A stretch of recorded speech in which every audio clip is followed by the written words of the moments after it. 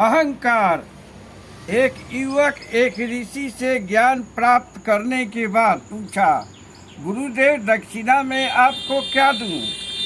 गुरु ने दक्षिणा में वह चीज मांगी जो बिल्कुल व्यर्थ हो या जीवन में सबसे हानिकारक हो। युवक व्यर्थ और सबसे हानिकारक चीज की खोज में निकल पड़ा।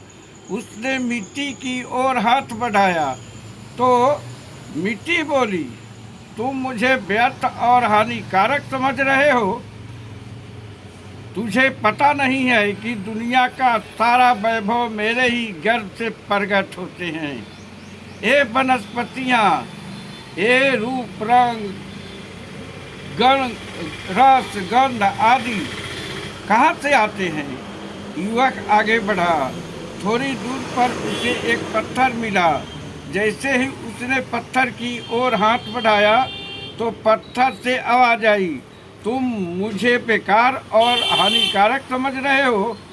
तुम्हें पता नहीं भवन, सड़क, पुल आदि किससे बनते हैं? मंदिरों में किससे गढ़ कर देवी देवताओं की मूर्तियां लगाई जाती है? यह सुनकर युवक ने अपना हाथ खींच लिया। वह सोचने लगा, आखिर व्यर्थ और सबसे हानिकारक क्या हो सकता है? सृष्टि का हर पदार्थ अपने आप में उपयोगी और लाभदायक है, तो ऐसा क्या है जो मैं अपने गुरु को दक्षिणा में दे सकूं? चलते चलते वह थक गया और रास्ते में एक मंदिर मिला। वह मंदिर के चौतरे पर बैठ गया। तभी वहाँ एक संत आए। युवक को उदास देख उन्होंने कारण पूछा। युवक ने उनसे अपनी बातें बताई।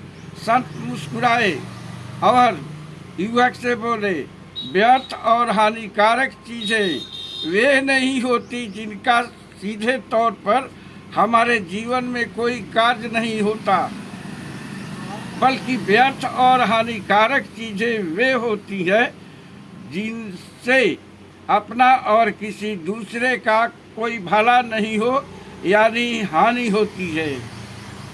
वह है अंधकार, वह है अहंकार।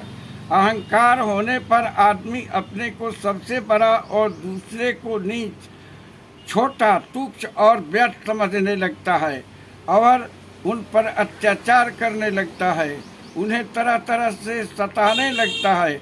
जब उसका अहंकार काफ़ी बढ़ जाता है तो वह ईश्वर का भोजन बन जाता है, यानी उसका विनाश हो जाता है। इसलिए युवक को यह बात समझ में आ गई। वह सीधे गुरु के पास पहुंचा और उन्हें दक्षिणा के रूप में अपना अहंकार उनके चरणों में अर्पित कर दिया। अतः हमें कभी भी घमंड नहीं करना चाहिए, घमंड या अहंकार नहीं करना चाहिए, चाहे हम कितना ही बड़ा धनी और विद्वान हो जाएं। शत्रुघ्न तिवारी।